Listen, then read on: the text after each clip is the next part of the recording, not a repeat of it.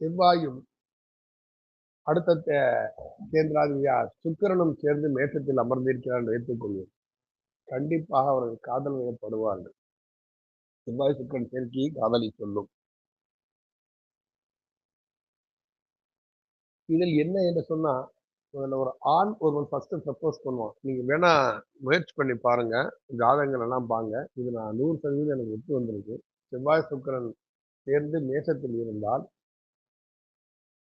கேள்வி அவங்ககிட்ட தாராளம் கேட்கலாம். அஃபேர் ப்ராப்ளம்ஸ் இருந்துச்சுன்னா அவங்க ஆமாம்பாங்க. முதல்ல ஆண் தன்னோட ப்ரப்போஸ் பண்ணானான்னு கேட்டா கண்டிப்பா ஆமான்னு தான் சொல்லுவாங்க. முதல்ல ப்ரப்போஸ் பண்றது ஆணாகத்தான் இருக்கும். செவ்வாய் சுக்கிரன் சேர்ந்து மேஷத்தில் இருந்தார்.